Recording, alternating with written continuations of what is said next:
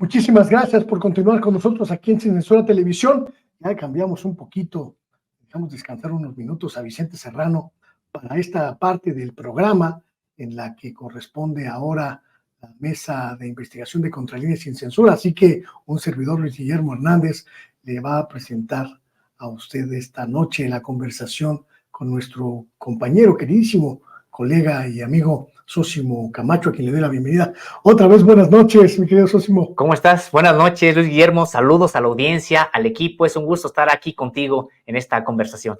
Más gusto para mí porque Sin Censura trae una agenda de temas verdaderamente sólida. Hoy con un tema que me parece triste, me parece grave, me parece delicado. Se cumplen 12 años, Sí. 12 años ya de la desaparición de Carlos Sinué Cuevas. Y pues parece que este es un caso que no tiene fin. Así es, pues son ya 12 años de esta ejecución extrajudicial.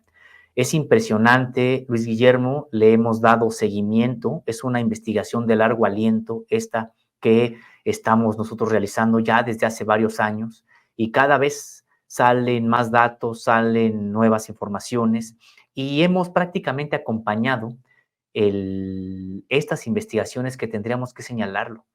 Ha sido la madre de Carlos Sinué Cuevas Mejía, de nombre Lourdes Mejía, quien con este pues amor de madre, con esta indignación, con este empuje, prácticamente ha abierto puertas, primero para que se investigara de manera real lo que ocurrió con su hijo, con Carlos Sinué Cuevas Mejía. Se trató de decir que había sido un asunto de delincuencia común primero. Después se trató de decir que era un asunto de drogas, tratando de, pues, de demeritar la propia memoria de Carlos, tratando de vincularlo a asuntos incluso de venta de drogas. Está muy claro que no ha sido así. Se trató, ahora lo hemos podido ya ver, hemos tenido acceso a varios informes, que uno de ellos se creó incluso por este empuje de la señora una comisión especial para investigar este caso. Ha quedado claro, Luis Guillermo, que se trató de una ejecución extrajudicial donde muchas autoridades prácticamente se han también aliado en su momento para otra vez dar una versión falsa de los hechos y proteger, encubrir a los perpetradores.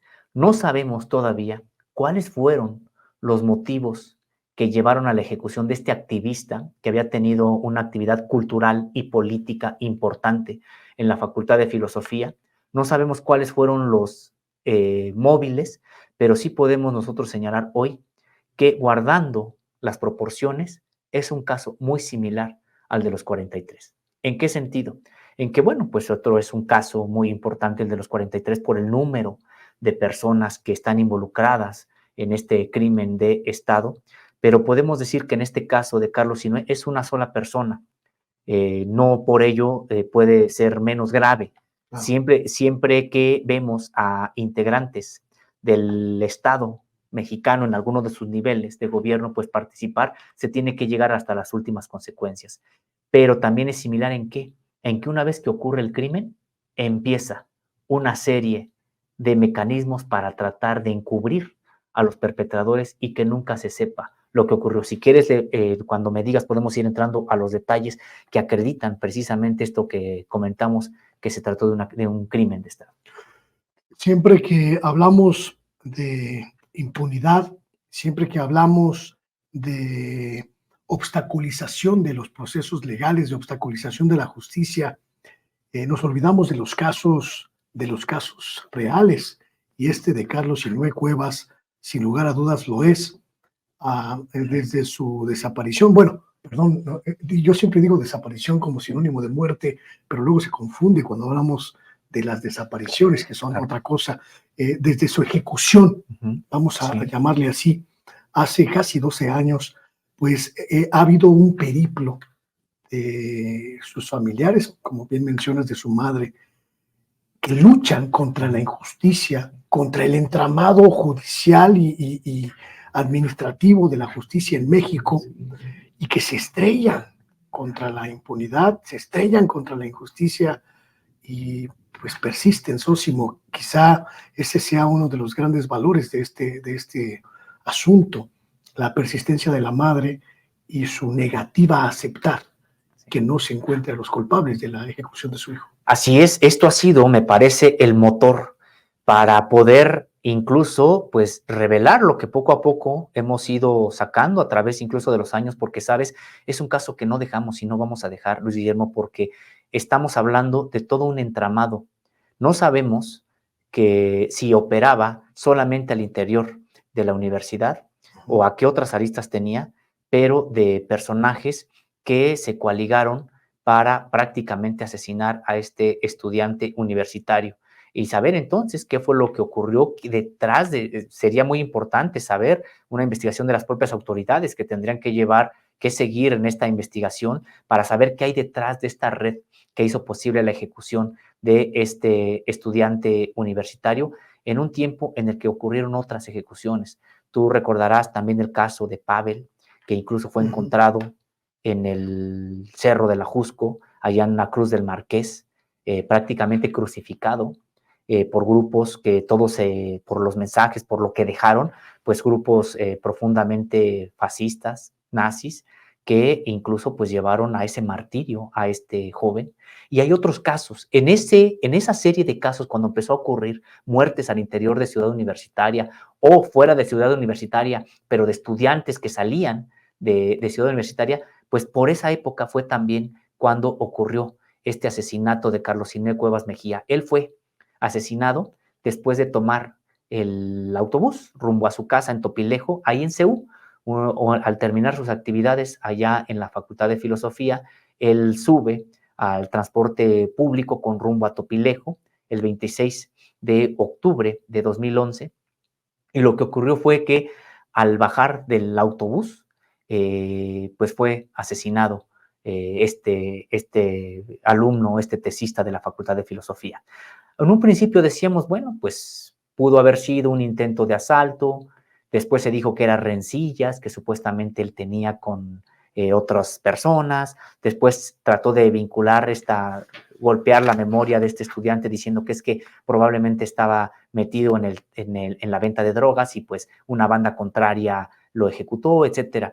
Gracias, decíamos, a este tesón de la madre de Carlos, se ha podido avanzar las investigaciones. Yo he tenido la posibilidad, Luis Guillermo, de ver el video de los últimos instantes de Carlos Sinué Cuevas Mejía y se da cuenta de algo que empezó a jalar la madeja para poder determinar que se trató de algo más allá de la delincuencia común. En el video se observa cómo son videos tomados precisamente por las cámaras del entonces C4 y se observa cómo Carlos Sinué baja del camión. Una vez que baja del camión, se le ve que es seguido por 3 personas. 2 de ellas lo siguen un poco más de cerca y él se baja del camión y se queda fuera de foco de la cámara. La cámara también de manera, vamos a pensar que no fue premeditado, de manera aleatoria, voltea hacia otro lado, enfoca hacia otro lado y la cámara queda enfocando hacia un Oxxo. Ahí se alcanza a ver cómo hay una patrulla de policía de la Ciudad de México con las luces normales, las de los códigos azul y rojo parpadeando, y se observa a trabajadores del Oxxo que están fumando afuera de la tienda. No hay sonido, pero se puede observar que es el instante en el que asesinan a Carlos Sinué, porque los que están fumando, trabajadores del Oxxo, se ve cómo se sorprenden de lo que están viendo y entran corriendo a la tienda y la cierran. Ahí lo que ocurre es que la cámara la cámara alcanza a captar cómo siguen ahí parpadeando las luces de una patrulla. Es decir, una patrulla atestiguó la ejecución de Carlos Sinué Cuevas Mejía. La patrulla, eso ya vi yo el video, se da la vuelta, se sabe ahora, incluso por las propias indagatorias de la comisión especial, que esa patrulla se fue a dar una vuelta y luego regresó como si apenas estuviera llegando y enterándose de lo que estaba ocurriendo. La misma patrulla. Otro hecho que se pudo acreditar: al lugar de esta ejecución extrajudicial acudió un elemento del ejército mexicano que adscrito a al campo militar número 1, donde él, la declaración que después daría es que, bueno, pues como había mucha delincuencia en la zona, él fue llamado a presentarse ahí para dar cuenta de lo que estaba ocurriendo. Cuando un integrante del ejército mexicano es mandado a dar un reporte de un asesinato que ocurre cualquiera en la Ciudad de México. ¿Por qué estaba ahí presente ese integrante de las Fuerzas Armadas en ese momento? Y algo más: inteligencia policial de la Ciudad de México también generó un reporte ahí de esta situación que después, ojo, supuestamente por una inundación, se perdió. Gran parte de los documentos que en ese momento se generaron por parte de las instituciones de procuración de justicia de este país se perdieron, que porque se dañó en la USB o el mecanismo en lo que estaba guardado, o porque hubo una inundación, o porque alguien los robó. Entonces empezamos junto con la madre a jalar la madeja de todo este asunto, y pues prácticamente lo que estamos viendo, Luis Guillermo, es que no fue un asunto de la delincuencia organizada, no fue un asunto, o meramente, digamos, o de la delincuencia común. Lo que podemos nosotros ver es que pues hubo una orden de asesinarlo, no sabemos de quién, fue abatido y después se trató de encubrir el propio hecho. Hay dos asuntos en esta aproximación que hacen ustedes. Por cierto, pueden ustedes leer la investigación, una parte de esta investigación a la que hace referencia Zósimo en Contralínea. Se llama el texto Carlos Sinué, Ejecución extrajudicial en la impunidad. Esto lo hizo el año pasado Zósimo Camacho, y esta relatoría de estos instantes previos al momento en el que fue asesinado, pues permiten hacer algunas preguntas, Zósimo, que me parecen muy pertinentes. ¿A qué se dedicaba en ese momento Carlos? Sí, Carlos Sinué era tesista porque ya había concluido los créditos para titularse ahí en la Facultad de Filosofía y Letras.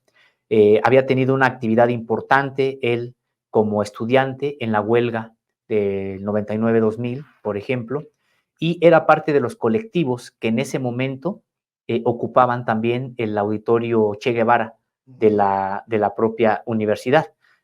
Colectivos, algunos de ellos que han seguido, otros que ya son distintos, eso ya, digamos, en ese caso tiene tiempo, y que él tenía una actividad política, ¿sí? de agitación política ahí en la universidad, pero al mismo tiempo de actividad cultural. Él, como músico también, generaba este tipo de manifestaciones musicales en actos políticos. Él también, bueno, pues era profesor de clases de inglés,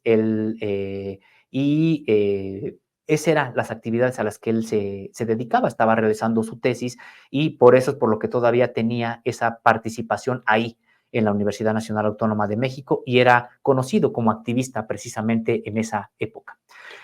Hay una segunda pregunta a partir de estos primeros minutos que están pues registrados por las cámaras del entonces C4, las cámaras de vigilancia del gobierno de la Ciudad de México.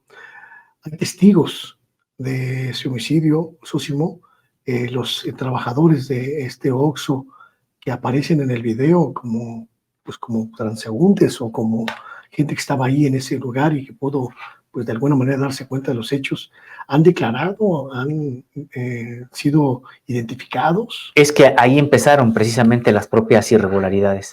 Prácticamente no se les tomó en su momento las declaraciones a los quienes pudieron haber atestiguado, después se les estuvo buscando, etcétera. Es decir, prácticamente decíamos, las propias investigaciones pues no avanzaban. Es más, los propios policías mintiendo sobre el asunto de que ellos habían sido llamados porque había ocurrido algo y entonces llegaban a la escena del crimen cuando ya había ocurrido y pues no habían visto a nadie, no sabían absolutamente de nada. Cuando entonces después lo que se puede acreditar, siguiendo los GPS de las propias patrullas, que sí, que esa patrulla estaba ahí en el momento en el que fue ejecutado, que después se fue a dar una gran vuelta y después regresó como a enterarse del asunto. Para eso los propios policías tuvieron que haber mentido y mintieron. Así lo hicieron en las primeras declaraciones. Después los policías, pues que dejan de trabajar, que ya no se les encuentra, que ya no saben en dónde está. Es decir, enmarañaron todo el caso en un principio precisamente para tratar de que nunca se supiera lo que ocurrió. Así, fue un triunfo prácticamente y decíamos gracias a este empuje de la propia madre de Carlos Sinué, pues el que hubiera una comisión especial donde se avanzó también de manera importante en señalar esto. Incluso ha habido ya una acción de petición de perdón por parte del gobierno de la ciudad hacia la madre por este caso, por no haberlo investigado adecuadamente, obviamente muchos años después, y que hay que señalar algo también que me parece importante, Luis Guillermo, la propia responsabilidad que pudiera tener la Universidad Nacional Autónoma de México en estos casos, porque lo que se ha podido ir jalando en la propia madeja es que el propio Carlos Sinué había sido ya objeto de acoso desde hacía varias semanas, varios meses, y él lo dejó anotado en una bitácora en la que decía, este día tuve tal incidente, este día me siguieron tales personas, este día tuve esta agresión. Hubo una en la que pues fue prácticamente agredido por integrantes de lo que entonces era Auxilio UNAM, hoy Seguridad Universitaria, por sus actividades políticas, obviamente pues tenía relaciones tirantes con la propia autoridad, naturales entre cualquiera que haga activismo en cualquier lugar. Entonces, en ese sentido, él había sido ya acosado y había sufrido una campaña de desprestigio previa ahí en la propia facultad. ¿Dentro de la institución? Dentro de la institución. Empezaron a aparecer carteles en las que decían que era policía, que no era realmente un activista, que se tuviera cuidado con él. Un grupo que nunca existió, fachada, supuestamente algo así como Comando Revolucionario o algún asunto de este nombre, y en el que le decían, pero que pronto harían justicia.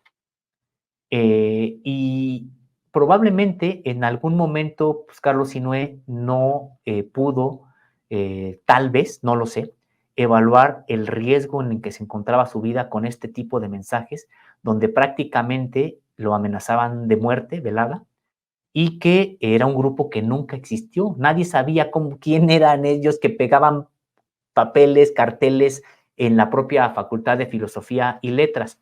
Entonces, decíamos, y él, no obstante que sí, también hizo denuncias al respecto, pues en realidad nunca fueron investigadas. Y hay otro aspecto que, pues nos hablando de la magnitud de este caso. Es un caso muy grande, me parece, Luis Guillermo. Había dos personajes a quienes se les identificó siempre como los Edgares, porque se llamaban Edgar los dos, que estuvieron acosándolo durante mucho tiempo, y estos personajes pues habían sido, ellos sí, pues encontrados con vínculos realmente de estar realizando labores de espionaje, pero no se ha determinado para quién. Se ha comprobado que estaban realizando labores de espionaje, pero no exactamente para quién. Estos dos personajes se hacían pasar por integrantes como estudiantes de la Facultad de Filosofía. En su momento incluso fueron detenidos por el empuje, las investigaciones generadas por la madre de Carlos Sinué, y se acreditó que ellos en realidad nunca habían estudiado en la Facultad de Filosofía, sino en una FES, estaban inscritos allá aunque no iban, y que en realidad estaban realizando labores de espionaje. No se pudo acreditar a quién entregaban estos informes, pero sí se pudo acreditar esta parte. Entonces, Luis Guillermo, a mí me parece que se trata de un caso con muchas aristas que tendría que responder primero la propia universidad sobre si la universidad tenía conocimiento de estas labores, de esta red de espionaje, de esta red de represión al interior de la universidad, si sabe la universidad qué ha hecho para frenarla o para detectarla, para echarla o si nos tendría que explicar que trabajan con ellos, que son parte de un acuerdo de seguridad que pudiera tener la universidad con alguna agencia del Estado mexicano, y también a las propias autoridades. ¿Qué pasó con las propias declaraciones de los policías, que ahora se sabe, mintieron, y pues a quién realmente estaban protegiendo? ¿Tenemos algún dato, estimado Sósimo, de qué autoridades, tanto universitarias como de las instituciones capitalinas, estarían involucradas o serían responsables directas de las indagaciones, de la investigación y de estos sesgos que se han identificado?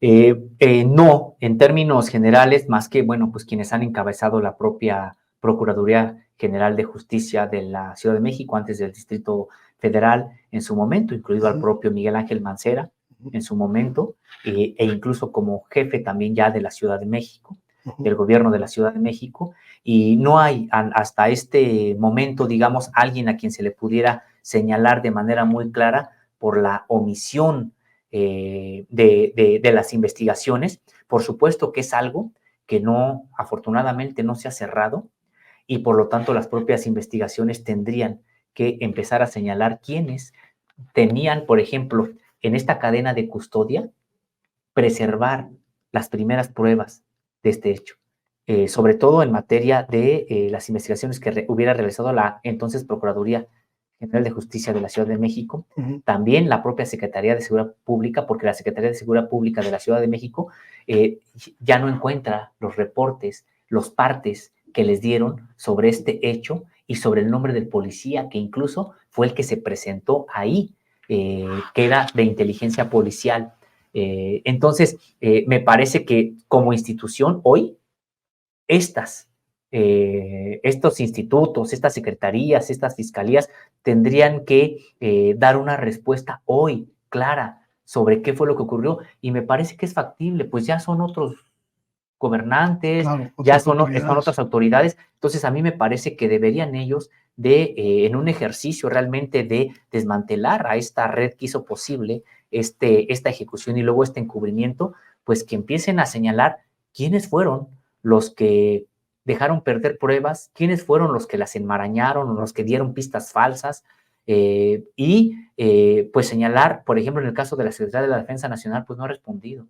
¿Qué hacía uno de sus integrantes ahí en el momento de la ejecución? Claro. Porque dicen que es que, bueno, era parte de la información que ellos recaban, que supuestamente llegó después del asesinato. Casualmente. Ajá, y que es parte de la información que ellos recaban. No, ellos reconocen que lo enviaron, pero que es parte de la información que ellos recaban sobre la inseguridad que hay en la zona.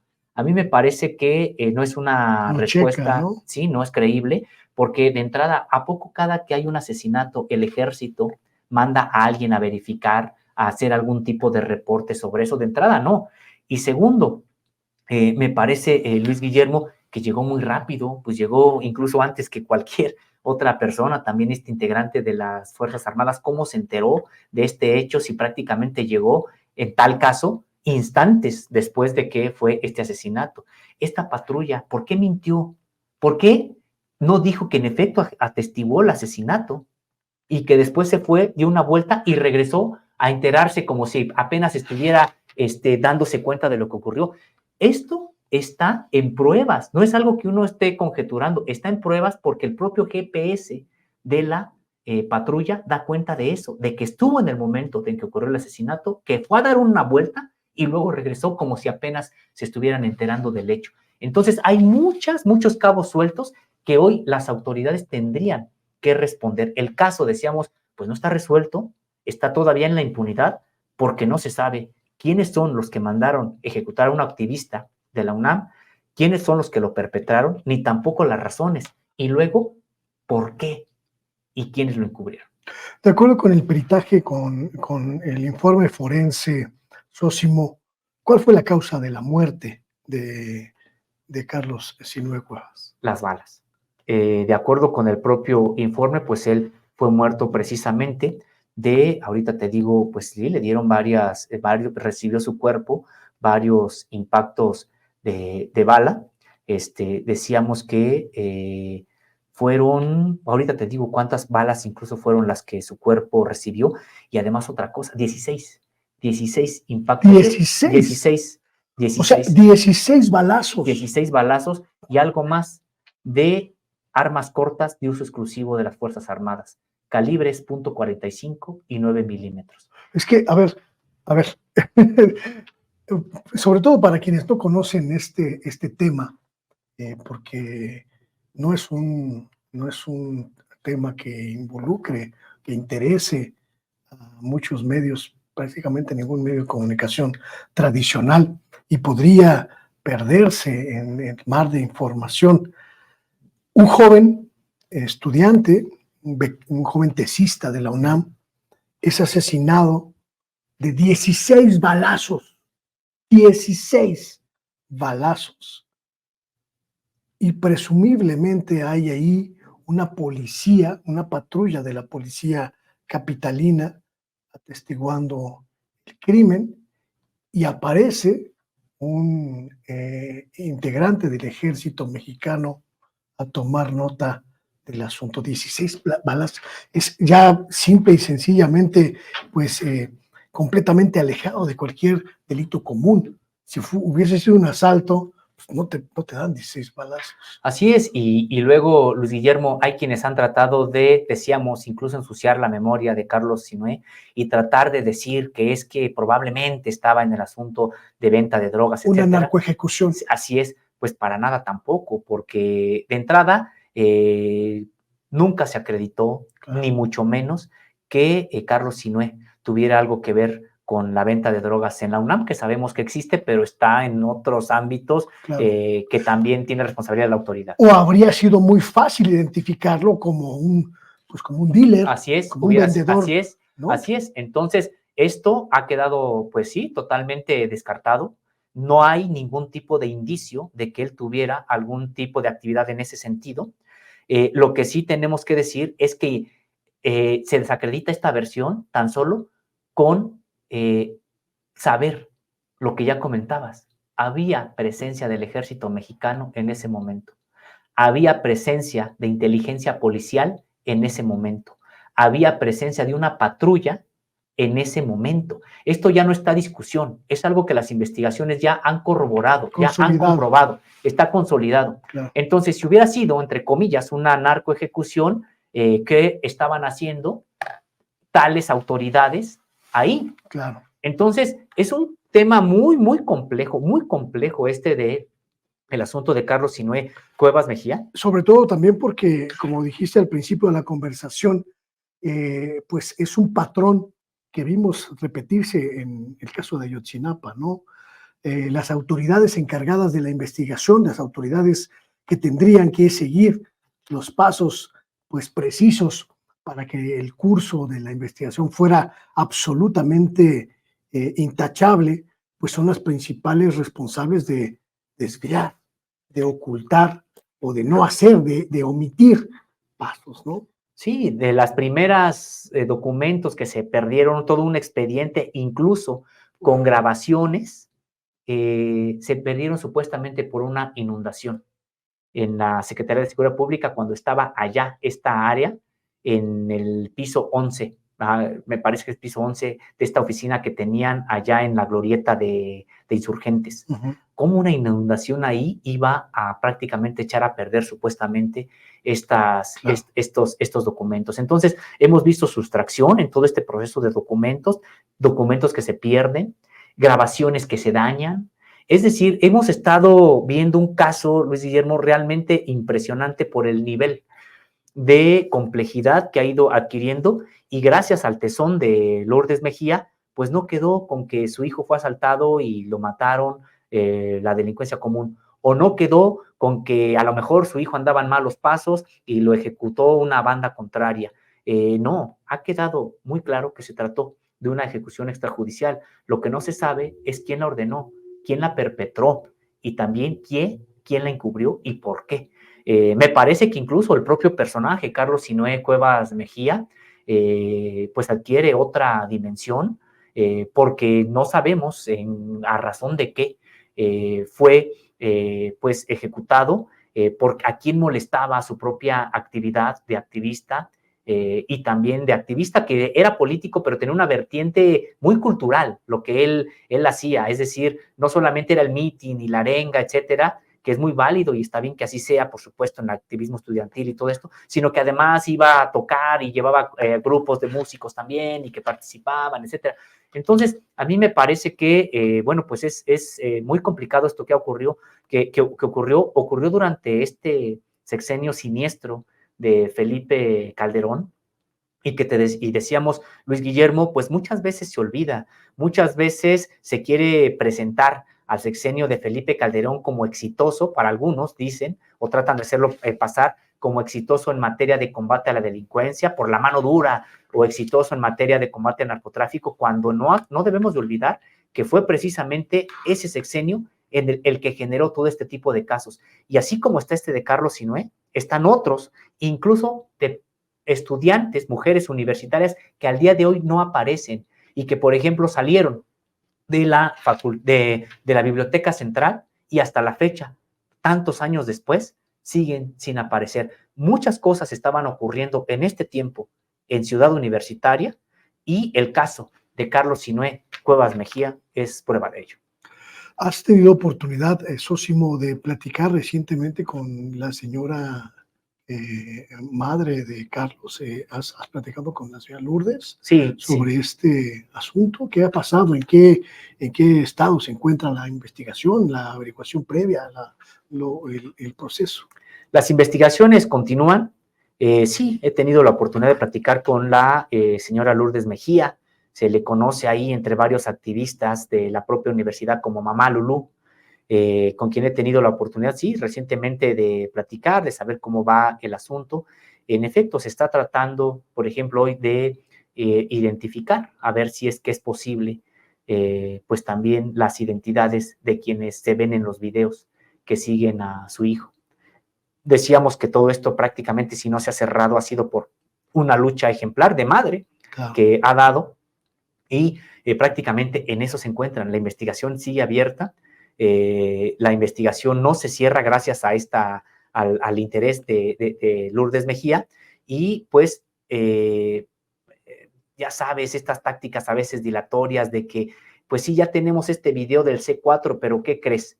El video no es compatible con los aparatos que ahora tenemos. Entonces tenemos que conseguir aparatos que daten de esa época para que podamos ver los videos. Y eso se puede llevar meses, la señora tiene que conseguirlos por fuera, llevárselos a ellos, hacer toda una serie de trámites para que entonces acepten esos aparatos y puedan ver el contenido de sus videos. Es decir, pues ha sido una situación muy, muy complicada, pero me parece, Luis Guillermo, que pues la investigación seguirá. Siento que está estancada, es la verdad, esta investigación con estos datos, al menos hay esta intención de que pues trate de averiguarse la identidad de los personajes que se ve, que siguen a Carlos Sinué una vez que se baja del transporte público allá en Tupile. Pues sería quizá muy, muy interesante, mi querido Sósimo, que este tema pudiera rescatarse ahora que está por cumplirse un aniversario más de su desaparición, de su muerte. No me quito, perdón, la utilización de ese verbo como sinónimo de muerte, de la muerte, la ejecución extrajudicial de Carlos Sinué Cuevas, porque pues es un símbolo de lo que no debe pasar en el país, de lo que pasó demasiado en este país y que no se puede permitir, pero además es un tema que involucra directamente a la máxima casa de estudios en muchas aristas, una universidad que de por sí ya tiene bastantes problemas, mi querido socio. Sí, y que la UNAM sí tendría que responder sobre la acción de estos grupos al interior de la universidad, y por lo menos para deslindarse, o sea, por lo menos para decir, a ver, esta red identificada aquí de acoso a estudiantes, de tratar de generar pues desmovilizaciones, etcétera, pues en una de esas y deslindarse, ¿no? Decir, a ver, la información que tenemos es esta, no pertenecen a ningún área nuestra, nosotros no trabajan para nosotros, y la información que requieran, aquí está. Pues pues hemos visto realmente también en sentido contrario a la universidad, siendo renuente, no queriéndose atender a los propios llamados de la autoridad o de la madre, de Carlos Sinué, etcétera. Pues me parece que también la universidad tiene que responder por estos hechos. Y decíamos, este es un caso, el de Carlos Sinué, pero ocurrieron varios en esa época, no solo en esa época, a mí me parece, tengo esa percepción que más en esa época. Después vino otra andanada cuando ocurrió lo de Leslie, cuando ocurrió también incluso el envío de paquetes bomba a algunos investigadores. También me parece que hoy las aguas están más tranquilas, al menos en ese aspecto en la propia universidad. Qué bueno que así sea, pero bueno, fue cuando ocurrió todo esto. Ya en otro momento nos referiremos también a este caso de este chico que, pues Guillermo, decíamos, incluso fue crucificado allá en el Cerro del Ajusco y del cual tampoco pues no se dijo nunca nada. Todo esto ocurrió en esta época y sí recordarlo. Este sexenio de Felipe Calderón fue muy cruento en la propia universidad, en la propia UNAM, al interior del activismo estudiantil, y por supuesto que sería importante que se retomaran con fuerza las investigaciones, porque sería importante que se supiera quiénes ordenaron esta ejecución de este joven estudiante y activista, y también a razón de qué y quiénes lo encubrieron. Sósimo, ustedes además, cambiando un poquito de tema, seguimos con la UNAM. Esta idea de la Universidad Pueblo, retomar los conceptos de González Casanova y reimpulsar una universidad que no mire a las élites, como ha ocurrido en los últimos 40 años en la UNAM, sino que mire a las necesidades del pueblo mexicano, a las necesidades de la sociedad mexicana y de los estudiantes que proceden de eso. Es una idea que en estos tiempos puede ser hasta revolucionaria, Sósimo. El caso de esta candidatura podría incluso tomarse como una suerte de toma de posición ideológica frente a este grupo de élite que controla la universidad, pero que también controla sus recursos y los rumbos que ha tomado la institución. Sí, realmente es una propuesta muy interesante también, la del doctor Ambrosio Velasco Gómez. Lo van a calificar de rojo, comunista. Sí, pero tiene un discurso muy lejos del estridentismo. Es un discurso muy, podríamos decir que convincente en la articulación, no es estridente, pero el contenido, pues sí, me parece, como bien comentas, pues un contenido de su propuesta más hacia la Universidad Pueblo, más popular, pero él también señala, eso no quiere decir con buscar o dejar de buscar la excelencia. Él señala, se tiene que preparar con excelencia a la mayor parte de la población, y este vínculo, pues es solamente en la parte precisamente de vinculación de la universidad. Al interior de la universidad tiene otras propuestas que son también muy interesantes, por ejemplo, con respecto de los profesores de asignatura, que hemos, por supuesto, ya señalando. El gran tema, ¿no? El gran tema de los funcionarios con altos sueldos, por un lado, la burocracia dorada llamada, con muy altos sueldos, y por otro lado, pues, los integrantes de la parte académica que están contratados, llamados así por asignatura, pues con sueldos muy bajos, con una precariedad también laboral que él así reconoce, y en ese sentido, pues sí, tiene propuestas, pues sí, primero para incrementar también las percepciones de este grupo de profesores, por un lado, y por otro también para generar, ha dicho, un programa, por ejemplo, de posesión, de que se queden con la posesión de materias para que no estén, pues, viendo si es que se portaron bien, entre comillas, les van a dar grupo o no el próximo semestre, sino de manera más sistemática, generar una suerte de concursos al interior de la universidad para que las personas que están dando materias alcancen la definitividad pronto. Entonces, ha dicho, o sea, tiene propuestas que, como te comentaba, me parecen a mí muy interesantes, pero que van a contracorriente. Y yo le comentaba a este doctor, bueno, le decía, pues, se escuchan muy bien estas propuestas y vaya que recuperar el proyecto de Pablo González Casanova de manera clara, abierta, señalarlo, decirlo, retomar donde se quedó el proyecto de Pablo González Casanova. Yo le comentaba, pues no sé si te dé muchos puntos, le decía al doctor, no sé si le dé muchos puntos al interior de la Junta de Gobierno, porque precisamente lo que han hecho ellos es ir a contracorriente de lo que ha hecho Pablo González Casanova. Y me respondió también algo que me pareció interesante.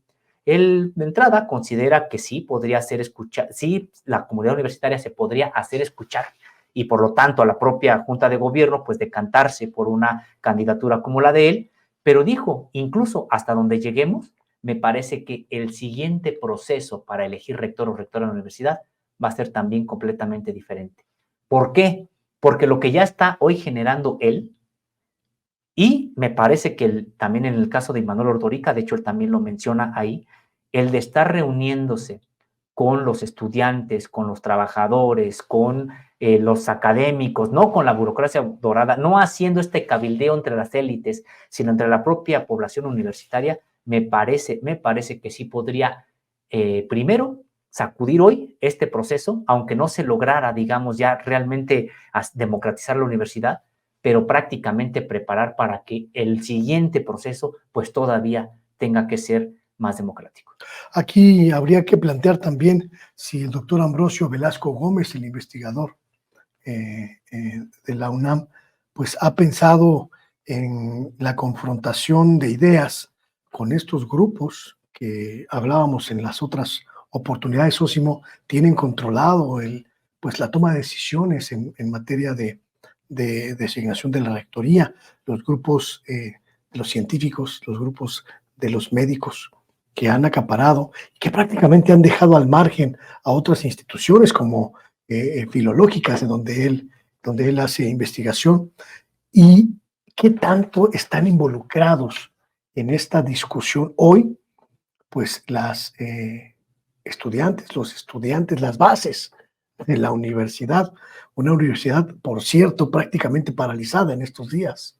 Así es, Luis Guillermo, es que prácticamente decíamos, este proceso está generando mucha expectativa entre las propias bases universitarias. Hemos visto incluso auditorios llenos, en el caso de Imanol Ordorica, hemos visto esta actividad también de este doctor, Ambrosio Velasco, también con una campaña similar en ese sentido de ir a dialogar con los estudiantes, de ir a, pues de manera clara, decir que el rumbo que tiene la universidad no es el correcto, el que tiene hoy, y que es importante retomar en el caso de él el proyecto de Pablo González Casanova, que decíamos, pues es totalmente contrario. Hay que recordar que Pablo González Casanova es precisamente el creador de los SHs, por ejemplo, solamente por hablar de uno de los impulsos de este doctor, de este sociólogo tan importante para la propia academia en México.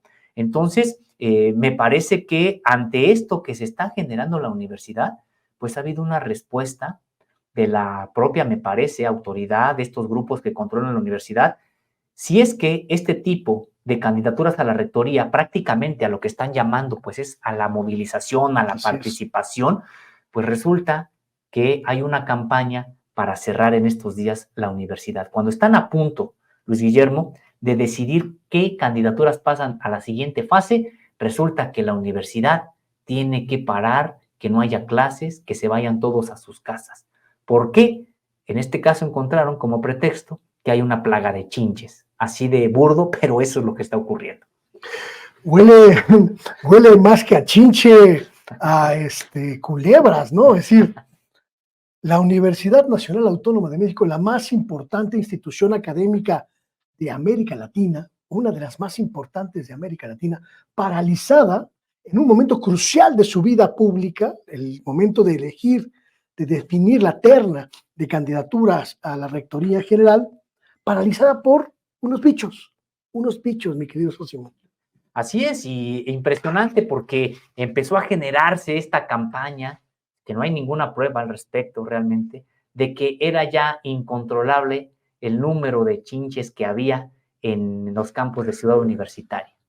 Y de manera presta, pues qué raro, las autoridades universitarias escuchan estos rumores y deciden que hay que fumigar y que entonces hay que suspender las clases. Aquí hay algo que raya, Luis Guillermo, incluso, pues sí, en la comicidad. Resulta que campus universitarios de otras latitudes que no son precisamente las de Ciudad Universitaria señalan que también tienen que paralizar porque también tienen chinches. Es decir, las FES que están lejos del campus de CEU. Claro. ¿Cómo te explica uno que están apareciendo las chinches solamente donde hay aulas de la UNAM? O sea, es impresionante, pero esa es la justificación que están dando. Hay que cerrar CEU, o hay que cerrar las FES, porque hay chinches en estas dos, polos, incluso de la propia ciudad, una hasta el sur, otra hasta el norte, pero resulta que hay que cerrarlas. Pues más bien lo que estamos viendo es que este proceso está poniendo nerviosa a la burocracia dorada, y aunque en la formalidad el propio rector Enrique Graue rechaza y condena, pero bien que atiende estos, entre comillas, rumores, y entonces deciden cerrar la universidad cuando hay una campaña de dos integrantes, de dos contendientes, de dos personas que están buscando la rectoría, Imanol Ordorica y Ambrosio Velasco, pues realmente muy cercana a las comunidades. Ellos sí dependen de que la universidad esté abierta, claro, porque ellos sí van a los salones de clase, ellos sí van a donde están los trabajadores académicos y administrativos o manuales de la universidad, distinto a los candidatos de la burocracia dorada, que ellos donde están gestionando, pues es en las cúpulas. De hecho, sí veíamos este comunicado, en este caso de la Facultad de Contaduría y Administración, donde pues cerró la facultad a las actividades presenciales ya desde el lunes pasado. Ahora informa que van a hacer una segunda fumigación para que no quede duda de que todo está en orden. Aunque no hayan encontrado una sola chinche, van a hacer una segunda fumigación. Me parece que incluso ya la hacen, pero por lo tanto piden que la población estudiantil no asista. Esto es un asunto, digamos, oficial, pero eso es lo que hace esta facultad y por lo tanto nos vemos el próximo lunes. Entonces, y esto está siendo replicado por otras escuelas al interior del propio campus, y lo único que estamos nosotros advirtiendo es que están diciéndoles a los alumnos y profesores, no vayan ahorita, no se presenten a la universidad. Y me parece que, desde mi punto de vista, tiene que ver más con los bichos de chinches, con otro tipo de bichos que no quieren desprenderse del presupuesto universitario. La fumigación para la desmovilización de la universidad, ¿no, Sosimo? Todo parece indicarlo, y si no es este pretexto, puede haber otro, pero desde que se anunció que empezaba este proceso, pues hemos visto que cancelan clases en la universidad, en distintas facultades, al menor pretexto. Y a mí me parece que esto del asunto de las chinches, pues ha ya rebasado cualquier, seriedad a este asunto, en el sentido, Luis Guillermo, de que no hay alguna prueba, no hay dónde están las fotografías o los videos donde uno pudiera pensar que es un problema en la universidad, y más aún, al señalar lo que estábamos diciendo, ¿cómo es posible que supuestamente se convierta esto un problema en CEU y no en otras zonas de la ciudad aledañas a CEU? Ah, no, aparecen hasta las FES, como si fuera un asunto de la UNAM, nada más donde pueden surgir las chinches. Claro. Entonces, es impresionante, digo, causa risa, pero pues es algo que está ahí ocurriendo, y sí me parece que es parte del propio nerviosismo, de las propias estrategias al interior de la propia universidad, pensando en que no se debe generar algún tipo de participación universitaria, que se queden en sus casas y que sean los de siempre los que elijan quién encabezará la rectoría el periodo próximo. ¿Cuándo puede la gente ya leer esta conversación que sostuviste con Ambrosio Velasco Gómez? A partir del próximo lunes estará ya ahí en www.contralinea.com.mx, una propuesta que hacemos muy, muy interesante, la de Ambrosio Velasco, y por supuesto que para nada es la de las élites que controlan la universidad. ¿Cuándo se tiene que tomar la definición de las ternas y el proceso en términos de calendarios? Pues ya muy próximo, el próximo lunes 12 de octubre, la Junta de Gobierno ya va a dar a conocer los nombres de las personas que han dicho ellos reúnan las mejores cualidades para ocupar la rectoría durante el periodo 2023-2027, y a estos últimos que ya decida la Junta de Gobierno los empezará a entrevistar a partir del 23 de octubre. No hay una fecha exacta de cuándo entonces emita su veredicto la Junta de Gobierno, pero sí quedarán fuera la mayoría el próximo 12 de octubre. Nos quedaremos con 3 o 4 en esa fecha que serán los que entrevistarán ya la Junta de Gobierno. Pues estaremos atentos a las chinches, a las garrapatas y a todas, absolutamente todas las alimañas que todavía habitan, coexisten en nuestra máxima casa de estudios, Sósimo, y gracias por pues este seguimiento que le da Contralínea a este proceso, que la verdad es que ha sido en muchos sentidos sorpresivo.